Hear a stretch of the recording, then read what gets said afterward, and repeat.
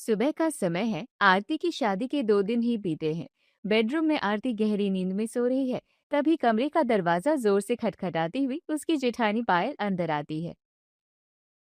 ओ देवरानी, जल्दी उठो, कितना सोओगी? जाओ जाकर रसोई में सबके लिए नाश्ता बनाओ। आरती बिना कुछ बोले चुपचाप बिस्तर से उठती है और रसोई घर में चली जाती है। वो तेजी से चूल्हा जलाती है और पूरे परिवार के लिए चाय और नाश्ता बनाकर ट्रे में सजाकर हॉल में लाती है। हॉल में सास सुनीता और ससुर रमेश आकर सोफे पर बैठते हैं। आरती उन्हें चाय का कप थमाती है।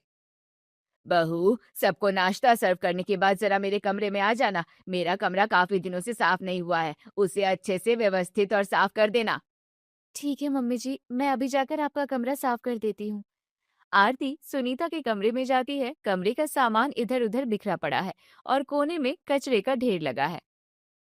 लगता है मम्मी पापा ने काफी दिनों से ये कमरा साफ ही नहीं किया है। आरती झाड़ू उठाकर कमरा साफ करती है, सामान व्यवस्थित करती है और कचरा एक बाल्टी में भरती है।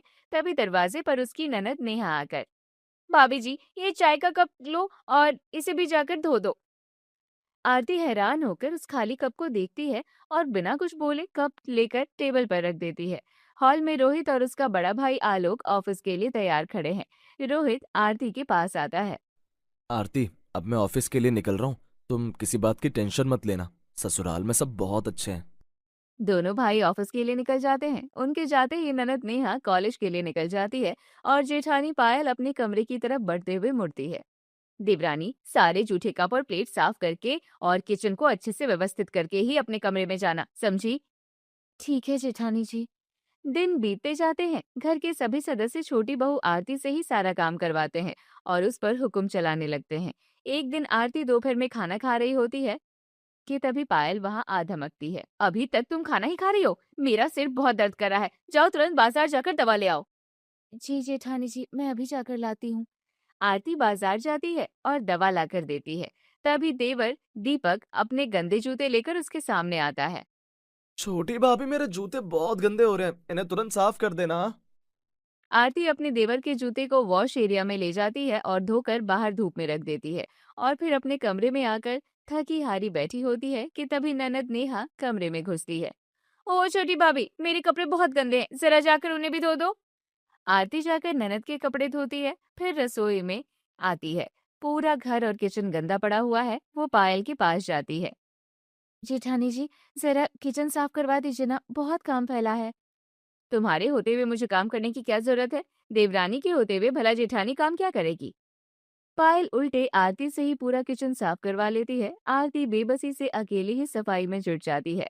शाम का समय है। आरती अपने कमरे में अकेली उदास बैठी आंसू पोंछ रही है।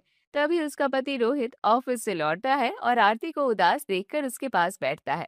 क्या हुआ आरती? तुम इतनी उदास क्यों बैठी हो? क्या बताऊं रोहित, घर के सब लोग मुझ पर ही हुक्म चलाते रहते हैं। मैं कुछ कहती हूँ तो कोई मेरी बात सुनता ही नहीं है। एक काम करो, तुम मम्मी पापा से इस बात की शिकायत करो। वो तुम्हारी बात जरूर सुनेंगे। आरती सास ससुर के कमरे के बाहर खड़ी होती है। वो हिम्मत जुटाकर अंदर जाती है। मम्मी जी, पापा जी, जेठानी जी, ननद और देवर सारा काम मुझसे ही करवाते हैं और मुझ पर चिल्लाते रहते हैं। ओ छोटी बहू, तुम क्या चाहती हो कि तुम्हारे होते हुए तुम्हारे देवर, ननद और जेठानी काम करें?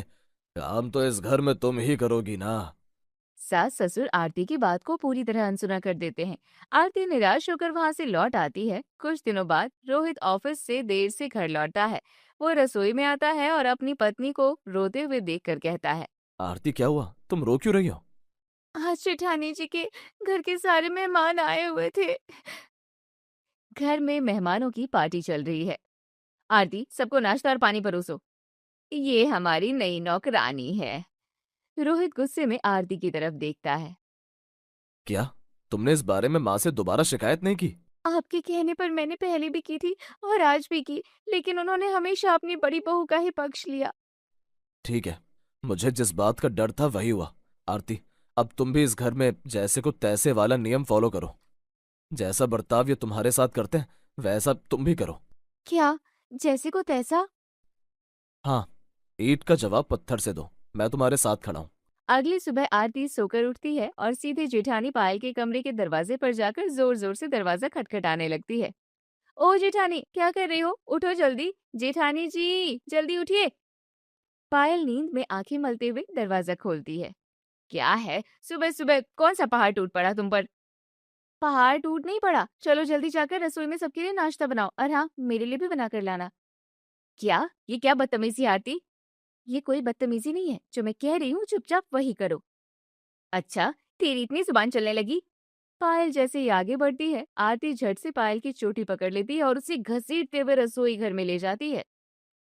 मैं इतने दिनों से कुछ बोलती नहीं थी, तो मुझे कमजोर मत समझ लेना। मैं शुद्ध देसी घी की खाई पी गांव की लड़की हूँ। अभी एक हाथ में धोबी पिछाड़ लगा दूंगी। ठीक है आरती, छोड़ो मुझे, मैं करती हूँ काम, बनाती हूँ नाश्ता। पायल डर के मारे कांपते हुए आरती के लिए चाय बनाती है।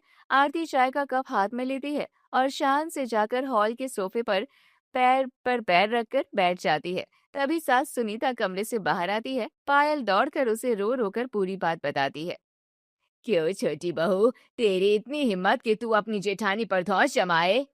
अभी तो मैंने सिर्फ अपनी जेठानी पर ही धौंस जमाई है मम्मी जी। अगर ज्यादा बोलोगी तो आप लोगों पर भी धौंस जमाऊंगी। जाइए, मेरा कमरा गंदा पड़ा है, जाइए जाकर साफ सफाई कीजिए।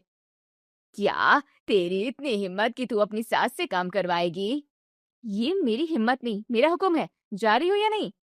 ये क्या बदतमीजी है बहू? सुनीता जैसे ही आरती पर हाथ उठाने के लिए हाथ आगे बढ़ाती है, आरती लपक कर उसका हाथ हवा में ही पकड़ लेती है और मरोड़ देती है। मम्मी जी देखिए, ये हाथ उठाने वाली गलती तो बिल्कुल मत करना। तभी रोहित कमरे से बाहर निकलकर हॉल में आता है, रमेश उसे देखकर। देख रोहित, तेरी पत्नी क्या कर रही है? अपनी सास का हाथ मरोड़ रही है, समझा इसे। पापा जी, मैं क्या ही समझाऊं इसे? घर के अंदरूनी मामलों में मैं बिल्कुल दखल नहीं देता। पति का पूरा समर्थन पाकर आरती का हौसला और बढ़ जाता है। सास सुनीता और ससुर रमेश डर के मारे चुपचाप आरती के कमरे में जाकर झाड़ू पोछा लगाने लगते हैं। तभी नेहा और दीपक वहां से गुजरते हैं। आरती उन पर चिल्लाती है। सुन लिया तुम दोनों ने? आज का नाश्ता और खाना तुम दोनों ही बनाओगी। आज किसी को कॉलेज जाने की कोई जरूरत नहीं है। ठीक है भाभी, हम कर देते हैं। अब घर का पूरा माहौल बदल चुका है। आरती अपने पति के दम पर पूरे ससुराल पर अपना हुक्म चला रही है। सास ससुर से घर की साफ सफाई करवाती है, जेठानी से नाश्ता बनवाती है, ननद से कपड़े धुलवाती है और देवर से बर्तन साफ करवाती है। एक दिन रमेश और सुनीता कमरे में बैठे होते हैं कि तभी आरती दरवाजे पर आकर खड़ी हो जाती है। यहाँ चुपचाप क्या बैठे हो दोनों? जाओ जाकर बाजार से ताजी सब्जियां लेकर आओ। सास ससुर झोला उठाकर बेबसी से बाजार की तरफ पैदल चलने लगते हैं। रास्ते में दोनों बहुत परेशान दिखते हैं। ये क्या हो गया सुनीता? हमारी सीधी सादी बहू अचानक इतनी खूंखार कैसे बन गई? ये सब हमारे उस निकम्मे बेटे रोहित की वजह से हो रहा है। वो कुछ बोलता ही नहीं है, इसलिए इसके पर निकल आए हैं। अब इस आफत से हमें कौन बचाएगा? मुझे एक उपाय सुझा है। हमारी छोटी बहू को सिर्फ उसकी मौसी सास सावित्री ही सुधार सकती है। क्या? सावित्री? नहीं नहीं सुनीता, वो तो बहुत खतरनाक औरत है। वो इस घर में कदम नहीं रखनी चाहिए। आप डरिए मत जी, मैं उसे फोन करके सब समझा दूंगी। उससे आरती भी थर थर कांपेगी, वही इस बहू को ठिकाने लगा सकती है। सास ससुर बाजार से सब्जियां लेकर घर आते हैं। आरती हॉल में सोफे पर आराम से बैठी टीवी देख रही है। छोटी बहू, जाओ और रसोई में जाकर तुरंत सब्जी बना कर लाओ। क्या? आपकी इतनी हिम्मत कि आप मुझे हुक्म दे रही हैं? हाँ हिम्मत हमारे साथ खड़ी है, जरा पीछे मुड़कर देखो।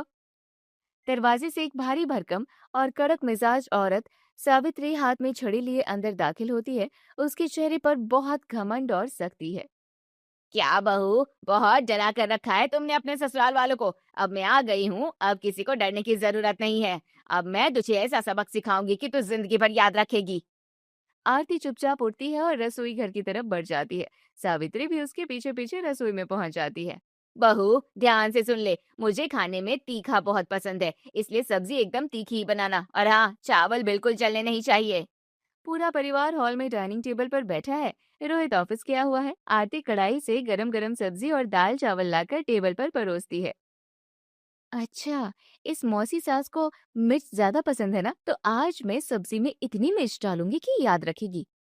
आरती खाना बनाकर डाइनिंग टेबल पर परोस देती है। सभी लोग खाना खाने लगते हैं। खाना खाकर रमेश, सुनीता, जेठानी और ननद सबके कानों से धुआं निकलने लगता है और वे पानी पानी चिल्लाने लगते हैं। लेकिन सावित्री बड़े आराम से मजे ले लेकर खाना खा रही होती है। अरे बाप रे, कितनी खतरनाक, कितनी भयंकर मिर्च डाली है। आह, बहू, सब्जी तो बहुत फीकी बनी है। अगली बार से इसमें थोड़ी और मिर्च डाला कर। अरे मौसी जी, आपको ये सब्जी फीकी लग रही है? इस देवरानी ने तो आधी कटोरी मिर्च भर दी है इसमें। बहू, मेरी तरह मजबूत बन, तभी लोग तुझसे डरेंगे। इस तरह नाजुक कली बनी रहेगी तो कोई तुझसे नहीं डरेगा। सावित्री पूरे घर में घूमकर कोने कोने को देखती है और गुस्से में सुनीता की तरफ मुड़ती है। तुम लोगों का घर कितना गंदा और अव्यवस्थित पड़ा हुआ है। अरे दीदी, ये सब इस छोटी बहू का काम है। ये हमसे जबरदस्ती काम करवाती है। अब हमारी इस बूढ़ी हड्डियों में दम कहाँ बचा है। अच्छा, ये तुमसे काम करवाती थी। रुको, मैं अभी इसका इलाज करती हूँ। सावित्री आरती के सामने आकर अपनी छड़ी जमीन पर पटकती है। छोटी बहू, सुन ले ध्यान से। अब से घर के सारे काम तू अकेली करेगी। घर की पूरी साफ सफाई अपने हाथों से करेगी और किचन भी चमकाएगी। और अगर काम नहीं किया तो याद रखना, मैं तेरे साथ वही करूंगी जो तू अपनी सास के साथ करती थी। मैं भी शुद्ध देसी घी की खाई पी कड़क औरत हूँ। आरती सावित्री का कड़क रूप देखकर थोड़ा घबरा जाती है। अब आरती बेबस होकर अकेले ही झाड़ू पोछा करने में लग जाती है। सास ससुर, ननद और देवर अपने अपने कमरों में आराम कर रहे होते हैं। जेठानी पायल सावित्री के पास बैठकर उसकी मालिश कर रही होती है। मौसी सास, आपको तो बहुत पहले आ जाना चाहिए था। इस देवरानी ने तो हमारी नाक में दम कर रखा था। हाँ बहू, मुझे क्या पता था कि बहुओं का इलाज सिर्फ उनकी मौसी सास के पास ही है, वरना मैं तो कब का बुला लेता। रात के समय आरती थककर चूर होकर अपने बेडरूम में लेटी हुई है। तभी रोहित ऑफिस से घर आकर, क्या हुआ आरती, तुम आज बहुत ज्यादा थकी हुई और बेहाल लग रही हो। क्या बताऊं रोहित, घर में मेरी मौसी सास आ गई हैं। क्या? मौसी सास? मौसी सास का नाम सुनते ही रोहित का चेहरा पीला पड़ जाता है और वो डर के मारे कांपने लगता है। तुम इतना डर क्यों रहे हो रोहित? वो बहुत खतरनाक औरत है आरती। घर वालों ने जरूर तुम्हें सुधारने के लिए उन्हें यहाँ बुलाया होगा। अच्छा, लेकिन तुम अगर मेरे साथ दोगे ना तो मैं उन्हें भी सुधार दूंगी। ठीक है आरती, जैसे मैं पहले तुम्हारे साथ था वैसे ही अब भी तुम्हारे साथ खड़ा हूँ। तुम जो करना चाहती हो करो। अगली सुबह आरती रसोई में दूध और खीर बनाने में लगी है। वो चुपचाप डिब्बे से ढेर सारा नमक उठाती है और खीर के पतीले में उड़ेल देती है। दोपहर में डाइनिंग टेबल पर पूरा परिवार खाने के लिए बैठता है। सावित्री बड़े चाव से खीर का पहला चम्मच मुंह में रखती है। रखते ही वो उल्टी करने जैसी शक्ल बनाती है। अरे, ये क्या बदतमीजी है बहू, मेरी खीर में नमक और मिर्च दोनों भर दी है। ओफ़ो बुआ जी, मैं आपके गुस्से और कड़क मिजाज से इतना डर गई थी कि थर-थर काँप रही थी। मुझे चीनी और नमक में फ़र्क ही समझ नहीं आया। मुझे माफ़ कर दीजिए। अच्छा बहू, डर के मारे ऐसा हो क्या? हाँ बुआ जी, सचमुच बहुत डर गई थी आपसे। चल ठीक है, तेरा ये डर मुझे अच्छा लगा। ले एक काम कर, कमरे में मेरे कुछ महंगे कपड़े रखे हैं, जाकर उन्हें हाथ से धो दे अच्छे से। ध्यान रखना, कपड़े बहुत कीमती है, फटने नहीं चाहिए। आरती कपड़े लेकर वॉशिंग मशीन के पास जाती है, लेकिन पानी में डालने से पहले उन कपड़ों पर पक्के रंग का नीला कलर उड़ेल देती है। इसके बाद वो कपड़े धोकर कमरे में लाकर सावित्री को देती है। ये लीजिए मौसी जी, आपके कपड़े। अरे, ये तूने क्या कर दिया मेरे कपड़ों का? सत्यानाश कर दिया। इन कपड़ों का सारा रंग उड़ गया और ये कैसे नीले हो गए? मौसी जी, मैंने कुछ नहीं किया। आपके कपड़ों में से ही ये रंग निकला है। अब मेरी इसमें क्या गलती है? सावित्री गुस्से से आग बबूला हो जाती है। चल अब दूसरा काम कर, मेरे जूते लाकर कमरे में व्यवस्थित रख दे। आरती घर से बाहर आती है। सड़क किनारे उसे एक मरा हुआ बड़ा सा केकड़ा मिल जाता है। वो उसे उठाकर चुपचाप सावित्री के जूतों के अंदर डाल देती है और उन्हें लाकर रख देती है। शाम को हॉल में पूरा परिवार बैठा है। सावित्री उठकर बाहर जाने के लिए अपने जूते पहनने लगती है।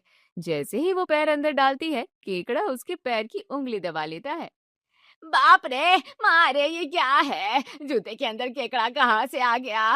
उंगली काट ली मेरी। अरे मौसी जी, आपको थोड़ा ध्यान रखना चाहिए था ना। कीड़े-मकोड़े और केकड़े तो कहीं से भी आ सकते हैं। सावित्री गुस्से में पैर पटकते हुए कमरे में जाती है।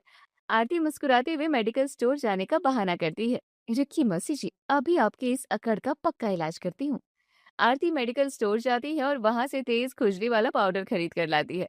वो चुपचाप सावित्री के कमरे में जाकर उसके कपड़ों और बिस्तर पर वो पाउडर छिड़क देती है। अगली सुबह सावित्री अपने कमरे से नहा धोकर बाहर निकलती है।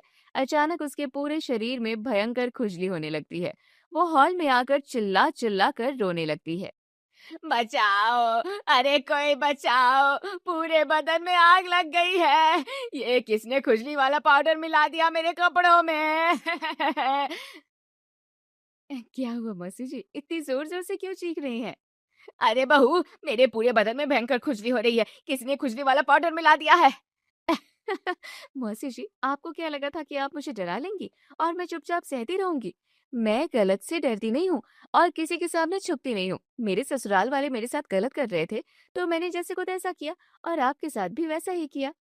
ओ छोटी बहू, तेरी इतनी हिम्मत बढ़ गई कि तू मुझसे जुबान लड़ा रही है। रुक अभी तुझे बताती हूँ। सावित्री जैसे ही आरती को मारने के लिए आगे बढ़ती है, तभी रोहित तेजी से आगे आता है और आरती के आगे दीवार बनकर खड़ा हो जाता है। मौसी जी, मैं आपकी इज्जत करता हूँ। आप उम्र में बड़ी हैं, लेकिन आप मेरी पत्नी को एक शब्द भी गलत नहीं बोल सकती। बेटा रोहित, तू अपनी इस बदतमीज पत्नी का साथ दे रहा है। ये देख क्या कर रही है ये।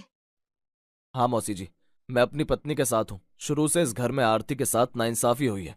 ये गांव की थी, इसीलिए आप सबने इसे दबाने की कोशिश की, लेकिन इसने सिर झुकाने के बजाय जैसे को तैसा जवाब दिया, और बिल्कुल सही किया। रोहित की बातें सुनकर सास सुनीता और रमेश को अपनी गलती का एहसास होने लगता है। बेटा रोहित सही कह रहा है, हमने ही बहू के साथ गलत किया था। सावित्री गुस्सा होकर भड़ास निकालते हुए उस घर से हमेशा के लिए बाहर निकल जाती है। सावित्री के जाने के बाद आरती मुस्कुराती है। कुछ दिन बीत चुके हैं। घर का माहौल पूरी तरह बदल गया है। आरती अब प्यार से पूरे परिवार की सेवा करती है। वो सुबह उठकर सास ससुर को अपने हाथों से चाय देती है और जेठानी पायल के साथ मिलकर रसोई का सारा काम संभालती है। एक दिन डाइनिंग हॉल में पूरा परिवार एक साथ डाइनिंग टेबल पर बैठकर शाम का खाना खा रहा है। आरती बेटा, हमसे बहुत बड़ी भूल हो गई थी, जो हमने तुम्हें अपने परिवार का हिस्सा नहीं माना और तुम्हें कमतर समझकर दबाने की कोशिश की। लेकिन अब से ऐसा कभी नहीं होगा। इस घर में तुम्हारी इज्जत हमारी बड़ी बहू के बराबर ही रहेगी। पापा जी, अगर आप लोग पहले ही प्यार से मान जाते तो मुझे ये कड़क रास्ता नहीं अपनाना पड़ता। चलिए अब सब मिलकर शांति से खाना खाइए। पूरा परिवार आरती की बात सुनकर मुस्कुरा उठता है। घर में हंसी खुशी और प्यार का माहौल छा जाता है और सभी मिलकर खाना खाने लगते हैं। शादी के बाद पहली बार पूरा परिवार एक साथ बाजार में घूमने निकला। रिया बहुत ही खुश होकर चारों तरफ देख रही है। रिया, देखो ये बाजार कितना सुंदर और बड़ा है। आज शादी के बाद पहली बार तुम पूरे परिवार के साथ बाहर घूमने आई हो। जो मर्जी आए देख लो। हाँ बहू, तुम्हें जो भी सामान या कपड़े पसंद आए बेझिझक बता देना। आज हम सब मिलकर बहुत सारी खरीदारी करेंगे। तभी रिया की नजर अचानक सड़क के किनारे खड़े चटपटे छोले टिक्की के ठेले पर पड़ती है। वो सीधा ठेले की तरफ दौड़ लगाती है। समीर और परिवार वाले पीछे से हैरान होकर उसे भागता हुआ देखते हैं।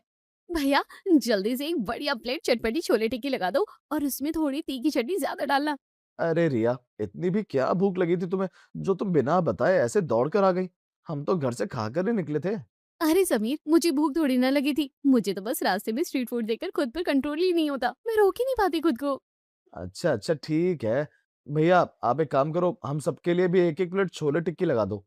ठेले वाला सबको प्लेट थमाता है। परिवार वाले आराम से टिकिया खाते हैं, जबकि रिया 2 मिनट में अपनी प्लेट खत्म कर चुकी होती है और मुंह पोंछने लगती है। छोले टिक्की खाने के बाद तुरंत परिवार अभी थोड़ा आगे ही बढ़ा था कि तभी रिया बिना किसी से कुछ कहे तेजी से कुल्हड़ पिज्जा वाले ठेले पर जाकर, भैया फटाफट एक गर्मा गर्म चीज कुल्हड़ पिज्जा लगा दो। थोड़ा जल्दी करना भैया। अरे अरे बहू, अभी तो तुमने छोले टिक्की खाई थी और अब इतनी जल्दी कुल्हड़ पिज्जा भी खाने लगी। पापा जी, मुझे स्ट्रीट का कुल्हड़ पिज्जा बहुत ज्यादा पसंद है। इसके स्वाद के आगे तो मैं खुद को रोक ही नहीं पाती। भाभी, आपकी टिकिया तो अभी पेट तक भी नहीं पहुंची होगी और आपने पिज्जा का ऑर्डर भी दे दिया। पापा, ये जब भी बाहर की स्ट्रीट फूड देखती है तो इसका मन ऐसे ही ललचा जाता है। कुल्हड़ पिज्जा खत्म करने के बाद सब लोग अभी 10 कदम आगे ही चले थे कि रिया को तीखी लाल चटनी वाले मोमोज का ठेला दिख जाता है। रिया तुरंत दौड़कर मोमोज वाले के पास जाती है। नेहा चिढ़कर अपना मुंह बना लेती है। भैया फटाफट एक प्लेट मोमोज लगा दो, साथ में वो मेयोनीज और लाल मिर्च वाली तीखी चटनी भी लगा देना। बस बस भाभी, हम यहाँ बाजार में घूमने और सामान खरीदने आए हैं, स्ट्रीट फूड खाने का कंपटीशन करने नहीं आए हैं। अरे नैना जी, मुझसे कोई स्ट्रीट फूड खाने में मुकाबला कर ही नहीं सकता, क्योंकि मुझे पता है मैं ही फर्स्ट आऊंगी। बहू, इतना तीखा और तेल वाला खाना एक साथ खाओगी तो तबीयत खराब हो जाएगी। थोड़ा संभल कर खाओ। पापा जी मुझे कुछ नहीं होता, आप लोग भी ना एक एक मोमो खा ही लीजिए, बहुत टेस्टी बने हैं। रिया मजे से मोमोज खाने लगती है। पूरा परिवार खरीदारी करने के बजाय बस पूरे बाजार में बहू को एक एक ठेले पर चीजें खाते हुए देखता रह जाता है। बाजार से लौटकर पूरा परिवार थका हारा हॉल के सोफे पर बैठ जाता है। हम तो बाजार घूमने गए थे, सोचा कुछ पसंद आ जाएगा तो खरीद लेंगे, लेकिन हम सिर्फ बहू को कभी कुल्हड़ पिज्जा तो कभी मोमोज खाते ही देखते रह गए। हाँ जी, हम तो कोई सामान ही नहीं खरीद पाए, बस पूरी शाम बहू के पीछे ठेलों पर ही खड़े रहे। सॉरी मम्मी जी, गलती हो गई। अगली बार से बाहर जाऊंगी तो खुद पर पूरा कंट्रोल रखूंगी। ठीक है बहू, जो हुआ सो हुआ। अब अपनी ननद के साथ रसोई में जाकर रात का खाना बनवा लो। मम्मी जी, स्ट्रीट फूड खाकर मेरा पेट काफी ज्यादा भर चुका है और मुझे बहुत ज्यादा नींद आ रही है, तो मैं अभी जाकर कमरे में सोऊंगी। प्लीज ननद जी, आज कॉपरेट कर लो, कल कल कल जरूर खाना बनवाऊंगी। कोई बात नहीं भाभी जी, आज मैं संभाल लेती हूँ, लेकिन कल से पक्का, हाँ। हाँ, हाँ, नैना जी, कल से बिल्कुल पक्का। रिया मुस्कुराती हुई अपने कमरे में जाकर सो जाती है। परिवार वाले हॉल में बैठकर आपस में उसकी उस अनोखी आदत पर बातें करते हैं। अगली सुबह पूरा परिवार टेबल पर बैठकर नाश्ता कर रहा है। रोटी और पराठे रखे हैं, लेकिन रिया बेमन से अपनी प्लेट में चम्मच हिला रही है। क्या हुआ रिया? तुम नाश्ता क्यों नहीं कर रही हो? क्या तुम्हें नाश्ता पसंद नहीं आ रहा? अब मैंने क्या ही बताऊँ कि मुझे घर का बना खाना ही पसंद नहीं है। मुझे तो सिर्फ बाहर का स्ट्रीट फूड चाहिए। क्या हुआ भाभी? मैंने नाश्ता अच्छा नहीं बनाया है क्या? ऐसी बात नहीं है नन्ना जी, नाश्ता बहुत अच्छा बना है, बस मेरा खाने का मन नहीं है। लगता है कल का स्ट्रीट फूड डाइजेस्ट नहीं हो पाया है। ठीक है बहू, तुम मत खाओ, लेकिन मुझे बाजार जाना है सब्जियां लेने, मैं तो जल्दी ही खाऊंगी। बाजार? मम्मी जी एक काम करो, मुझे भी साथ ले चलना ना। ठीक है बहू, तुम भी कपड़े बदल कर चलो मेरे साथ। रिया तुरंत खुशी खुशी नाश्ते की टेबल से उठकर तैयार होने चली जाती है। सुनीता सब्जी मंडी में एक ठेले पर आलू टमाटर छांट रही है। रिया चुपके से अपनी सास से नजरें बचाकर पीछे हटती है। फिर मंडी में खड़े पोहे के ठेले को देखते ही रिया के कदम उस तरफ बढ़ जाते हैं। भैया जल्दी से एक प्लेट पोहा लगा दो, ऊपर से थोड़े प्याज और नमकीन ज्यादा डाला। सुनीता सब्जी खरीद कर पीछे मुड़ती है तो बहू गायब मिलती है। वो चारों तरफ आंखें फैलाकर देखती है। अरे, ये बहू कहाँ चली गई? अभी तो यहीं मेरे पीछे खड़ी थी। सुनीता आगे बढ़कर देखती है तो रिया पोहे के ठेले के पास खड़ी होकर मजे से पोहा खा रही है। ये बहू भी ना, घर पे बोली थी खाने के लिए भूख नहीं है, और यहाँ पे पोहे खा रही है। फिर सुनीता अपना सिर हिलाकर आगे बढ़ती है और लौकी वाले के पास रुकती है। भैया, 2 किलो लौकी तोल दो। लौकी लेकर जैसे ही सुनीता मुड़ती है वो देखती है कि रिया पोहे खाने के बाद अब समोसे कचौड़ी के ठेले पर पहुंच गई है। ये अभी तो पोहे खा रही थी और अभी ये वहां चली गई, ये बहू भी ना। सुनीता तेजी से चलकर रिया के पास पहुंचती है। रिया समोसा खाते हुए अपनी सास को देखती है। सॉरी मम्मी जी, मैं स्ट्रीट फूड देखकर खुद को रोक नहीं पाई, आप भी खाओ, बहुत टेस्टी बने हैं। नहीं नहीं बहू, तुम ही खाओ, मेरा पेट तो भरा हुआ है। तभी वहां रिया की 2 शादीशुदा सहेलियां किरण और अंजलि आ जाती है। अरे रिया, तुम यहाँ? हाँ, हम सब्जी खरीदने आए थे, लेकिन तुम यहाँ कैसे? हम भी घर का राशन लेने आए थे। अरे वाह, लो लो खाओ, भैया की समोसे और कचौड़ियाँ बहुत अच्छी है, स्ट्रीट फूड में नंबर 1 है ये भैया। हाँ श्योर, मुझे भी नाश्ता करना ही था। मम्मी जी पैसे दे दो ना भैया के, मैं जितने लाई थी उससे पोहे खा लिए। सास पर्स से पैसे निकालकर दुकानदार को देती है। फिर दोनों सब्जी का थैला लेकर घर वापस लौट आती है। दोपहर के खाने का समय हो चुका है। समीर दफ्तर जा चुका है। सुनीता रिया के कमरे में आती है जहाँ रिया फोन पर अपनी माँ से बात कर रही है। अरे बहू, आज लंच नहीं बनाना क्या? सॉरी मम्मी जी, मैं बस आने ही वाली थी। बताइए लंच में क्या बनाना है? क्या बनाओगी बहू? लौकी की सब्जी बना लो, रोटी चावल और दाल। लौकी का नाम सुनते ही रिया का चेहरा उतर जाता है और वो निराश हो जाती है। क्या हुआ बहू, ये तुम्हें पसंद नहीं है क्या? नहीं मम्मी जी, पसंद है ना, जल्दी बन जाता है। रिया किचन में जाती है और बेमन से लौकी की सब्जी और दाल चावल बनाती है। काश इस स्ट्रीट फूड मिल जाता, काश इस समय स्ट्रीट फूड मिल जाता तो मजा ही आ जाता। ये दाल चावल सब्जी रोटी मुझे बिल्कुल भी नहीं पसंद। खाना बनाकर रिया डाइनिंग हॉल में सबको सर्व करती है। ससुर सास और ननद चाव से खाना खाते हैं। वाह बहू, तुमने बिल्कुल उम्मीद के मुताबिक टेस्टी खाना बनाया है। मुझे तो अपने लिए दाल चावल सब्जी रोटी का स्वाद ही नहीं पसंद आ रहा। क्या हुआ बहू? किन ख्यालों में खो गई? कुछ नहीं पापा जी, बस मुझे घर वालों की याद आ रही है। एक काम करो ना, अगले संडे को भैया को ले जाना अपने साथ, मम्मी पापा से मिलाना। हाँ, ऐसा ही करना पड़ेगा। अब मैं आपको क्या ही बताऊँ कि मैं स्ट्रीट फूड को बहुत मिस कर रही हूँ। दोपहर का खाना खाकर रिया अपने कमरे में चली जाती है। वो बहुत बेचैन होकर कमरे में चक्कर काट रही है। अब मैं घर से बाहर कैसे जाऊँ? कल तो फैमिली के साथ घूमने चली गई थी और सुबह मम्मी जी के साथ बहाना करके चली गई थी। अब बाहर कैसे जाऊँ? रिया खिड़की के पास जाकर पर्दा हटाती है तो उसी गली में मोहल्ले की कुछ औरतें और लड़कियां घूमती दिखाई देती है। स्ट्रीट फूड खाने के लिए अब मुझे मोहल्ले की औरतों से दोस्ती करनी पड़ेगी। शाम 4 बजते ही रिया सुंदर कपड़े पहनकर बाहर निकलती है। तभी हॉल में बैठे ससुर रामेश्वर उसे देखकर, बहू कहाँ जा रही हो इस वक्त? पापा जी अब ससुराल में रह रही हूँ तो ससुराल के लोगों से भी तो दोस्ती करनी पड़ेगी ना। मायके में तो मेरे बहुत सारे फ्रेंड्स हैं, मैं बिना बोले रह नहीं सकती। ठीक है, ठीक है। जाओ, लेकिन ध्यान रखना कि सही लोगों से दोस्ती करना, नहीं तो घर जोड़ने वाले कम और तोड़ने वाले ज्यादा होते हैं। पापा जी आप चिंता मत करिए, आपकी बहू बहुत होशियार है, लोगों के चेहरे पढ़ लेती है। रिया मुस्कुराकर घर से बाहर निकल जाती है। रामेश्वर सोफे पर बैठकर अखबार पढ़ने लगते हैं। रिया अपने घर के बाहर खड़ी होकर मोहल्ले की हम उम्र लड़कियों किरण और अंजलि से बातचीत शुरू करती है। हाय, मैं अभी अभी इस मोहल्ले में आई हूँ शादी करके। मैं आप लोगों के बारे में जानना चाहती हूँ, आपसे फ्रेंडशिप करना चाहती हूँ। हाय रिया, हम तो तुम्हें जानते हैं, उस दिन मंडी में मिले थे। हाँ, तुमसे दोस्ती करके हमें भी बहुत खुशी होगी। तीनों लड़कियां गली में खड़े होकर हंस हंस कर बातें करने लगती हैं। उसी समय घर के हॉल में सुनीता और रामेश्वर चाय पी रहे हैं। हमारी बहू बड़ी मिलनसार और प्यारी बच्ची है। फिर वो बालकनी में आकर खड़े होते हैं और अपनी बहू को मोहल्ले की औरतों के साथ मार्केट जाते हुए देखते हैं। बहू कहाँ जा रही हो? बस यही चौराहे तक। रिया अपनी नई सहेलियों को लेकर चौराहे पर चाइनीज ठेले वाले के पास जाती है। देखो मुझे स्ट्रीट फूड बहुत पसंद है, अब तुम मेरे साथ आई हो ना, तुमने मुझसे फ्रेंडशिप की है तो फ्रेंडशिप के नाम पर आज मैं तुम सबको अपना मन पसंद स्ट्रीट फूड खिलाऊंगी। अरे वाह रिया, भैया सबको एक एक प्लेट नूडल्स और मंचूरियन लगा देना। सब मिलकर मजे से चाइनीज स्ट्रीट फूड खाने लगते हैं। खाना खाने के बाद जब बिल देने की बारी आती है तो रिया अपने आप से, ओहो पैसे तो घर पर ही रह गए। रिया तुरंत अपने पति समीर को फोन लगाती है। समीर दफ्तर में बैठा है। क्या हुआ? कोई जरूरी काम है क्या? हाँ हाँ, मैं ना स्ट्रीट फूड खाने आई थी थोड़ा सा अपने फ्रेंड्स के साथ, तो पैसे लाना भूल गई, तो जरा सा 1100 रुपये पे कर दो। क्या? 1100? हाँ मेरी फ्रेंड्स है ना मोहल्ले की, तो उनको भी खिला रही हूँ। ठीक है, मैं ऑनलाइन पे कर देता हूँ। समीर हैरान होकर अपने फोन से ऑनलाइन पैसे ट्रांसफर कर देता है। उसके बाद रिया घर वापस आती है और अपनी सहेलियों को बाय बोलती है। ठीक है अब कल मिलते हैं। रिया घर में आती है। थोड़ी देर बाद समीर ऑफिस से घर आता है और पूरा परिवार हॉल में बैठा हुआ है। अरे, तुम्हें अगर स्ट्रीट फूड खाना था तो अकेले खा लेती, मोहल्ले की औरतों को खिलाने की क्या जरूरत थी? अच्छा बहू, तुम स्ट्रीट फूड खाने गई थी? अगर तुम मुझे पहले बता देती कि स्ट्रीट फूड खाने जा रही हो तो मैं तुम्हें जाना ही नहीं देती। बहू की इस स्ट्रीट फूड खाने की आदत की वजह से पूरा ससुराल शुरू में तो बहुत ही परेशान हो जाता है। वो सुबह शाम या दोपहर का मौका पाकर बाहर निकल जाती है और घर पर खाना नहीं खाती। ऐसे ही कुछ दिन बीत जाते हैं और बहू की आदत से पूरा ससुराल परेशान हो चुका है। वो सब्जी लेने का बहाना करके बाहर स्ट्रीट फूड खाने गई है और परिवार हॉल में बैठा है। बहू की इस स्ट्रीट फूड खाने की आदत की वजह से मैं काफी ज्यादा परेशान हो गई हूँ। आपसे ज्यादा मैं परेशान हो गया हूँ, क्योंकि वो कभी भी पैसे मांग लेती है। अब बहू को सबक सिखाना ही पड़ेगा। हाँ, हाँ, पापा जी, भाभी को उनकी भाषा में समझाना पड़ेगा। हाँ, अब स्ट्रीट फूड खाने वाली बहू को उसका ससुराल स्ट्रीट फूड खाकर ही जवाब देगा। पूरा परिवार एक साथ घर से बाहर निकलता है और बहू के वापस आने से पहले ही ढेरों स्ट्रीट फूड पैक कराकर घर ले आता है। तभी रिया अपना पेट सहलाते हुए घर वापस आती है। बाप रे! कितना सारा खाना खा लिया मैंने। अब ऐसा लग रहा है कि बस बिस्तर मिल जाए और मैं गहरी नींद में सो जाऊं।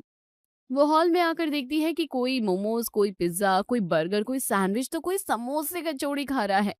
आओ बहू देखो, तुम्हें स्ट्रीट फूड बहुत पसंद है ना, तो हम तुम्हारे लिए स्ट्रीट फूड लेकर आए हैं। तुम बताओ क्या खाओगी? नहीं मम्मी जी, मेरा पेट भरा हुआ है। अरे भाभी ऐसे कैसे? हम इतने प्यार से आपके लिए स्ट्रीट फूड लेकर आए हैं, तो आप कैसे मना कर रही हो? हमारे दिल तोड़ रही हो। हाँ हाँ, खाओ ना हमारे साथ। सब लोग रिया को जबरदस्ती स्ट्रीट फूड खिलाने लगते हैं। जबरदस्ती खाना खाने के बाद रिया अपने कमरे में आती है और पेट पकड़कर बेड पर गिर जाती है। बाप रे! मुझे पता होता कि मेरे ससुराल वाले भी मेरे लिए इतना स्ट्रीट फूड ला रहे हैं तो मैं खा कर ही नहीं आती। डबल डबल खाकर मेरे पेट की हालत खराब हो रही है। थोड़ी देर बाद समीर कमरे में आकर उसकी बातें सुनते हुए, इस परेशानी की वजह तुम खुद हो। अगली सुबह जब रिया नाश्ता बनाकर हॉल में आती है तो वो देखती है कि समीर बाहर से स्ट्रीट फूड ले आया है और पूरा परिवार वही खा रहा है। क्या आप सब स्ट्रीट फूड खा रहे हो? मुझे बता देते तो मैं नाश्ता नहीं बनाती। बहू क्या ही बताए तुम्हें, अब कल स्ट्रीट फूड खाकर हमें ऐसा लग रहा है कि हम स्ट्रीट फूड ही खाएं और कुछ ना खाएं। बहू, वो सब तुम छोड़ो, ये लो स्ट्रीट फूड खाओ। ये देखो मोमोज कितने टेस्टी बने हैं। रिया नाश्ता साइड में रखकर वो खाने लगती है। तभी नेहा उसे समोसा और समीर दूसरा डिब्बा थमा देता है। बस बस अभी नाश्ता ही करना है, पेट नहीं भरना। अरे अरे बहू, हम थोड़ा थोड़ा ही तो खिला रहे हैं तुम्हें। तुम्हें काफी पसंद है ना, तो खाओ भाई। मजबूरी में रिया को वो सब खाना पड़ता है। दोपहर में जब रिया खाना बना रही होती है तो उसके सास ससुर किचन में आकर उसे खाना बनाने से रोक देते हैं। अरे बहू, खाना मत बनाओ, देखो हम कितना सारा स्ट्रीट फूड लेकर आए हैं, वही खाना खा लेते हैं ना। रिया इतना सारा स्ट्रीट फूड देखकर ही थोड़ी परेशान और चिड़चिड़ी सी हो जाती है। अरे मम्मी पापा, मैं स्ट्रीट फूड खाती हूँ लेकिन मैं ऐसे नहीं खाती जैसे आप लोगों ने खाना खाना शुरू कर दिया है, ये क्या है? भाभी जी क्या ही बताएं, आपको लगता था कि आप स्ट्रीट फूड खाने की चैंपियन हैं, लेकिन जब मुझे लत लगी तो मुझे लगता है कि मैं आपसे जीत सकती हूँ सारे कंपटीशन में। नहीं नाना जी, इसकी कोई जरूरत नहीं है। ऐसे ही एक दो दिन बीत जाते हैं। शाम के समय रिया अपने कमरे में परेशान होकर चक्कर काट रही होती है। अरे बाप रे! मुझे नहीं पता था कि मेरा परिवार स्ट्रीट फूड का इतना बड़ा दीवाना हो जाएगा। तभी उसकी सास सुनीता कमरे में आती है। चलो बहू, स्ट्रीट फूड खाने मार्केट चलते हैं। नहीं मम्मी जी, आप लोग जाओ, मुझे नहीं खाना। अरे बहू चलो ना। सास ससुर के बार बार मनाने पर रिया अनमने मन से स्ट्रीट फूड खाने बाजार जाती है। बाजार पहुंचते ही सास उसे स्टीम मोमोज वाले के पास ले जाती है और स्टीम मोमोज खरीद कर देते हुए, बहू लो खाओ। नहीं मम्मी जी, मुझे नहीं खाना। फिर ससुर जबरदस्ती उसे पिज्जा वाले के पास ले जाता है। बहू पिज्जा खाओ ना। नहीं पिताजी, नहीं खाना मुझे। अरे भैया मेरी बहू तो ऐसे ही नाटक करती है। आप एक एक प्लेट हम सबके लिए लगा दो। सास ससुर जब जबरदस्ती रिया को पिज्जा खिलाने लगते हैं तो वो गुस्से में प्लेट दूर फेंक देती है। मम्मी पापा जी, जब मैंने आपको एक बार बोल दिया है कि मुझे नहीं खाना तो क्यों जबरदस्ती खिला रहे हो? बहू जब तक तुम अपनी मर्जी से खाती थी तब तक तो तुम्हें सब पसंद आता था। अब हम खिला रहे हैं तो क्यों पसंद नहीं आ रहा? अब मम्मी पापा, हर चीज की एक हद होती है, आपने तो बिल्कुल वो हद पार कर दी है। बहू, वही हद तुमने भी तो पार की थी। तुम भी सुबह शाम दोपहर स्ट्रीट फूड खाती थी। खुद तो खाती थी लेकिन दूसरों को भी खिलाती थी। तुम्हें जितना खाना है खाओ, उसके लिए मना नहीं है, लेकिन दूसरों को क्यों खिलाना? अगर तुम्हें खाना था तो हमसे बोल कर जाती। चुपके चुपके जाने की क्या जरूरत थी?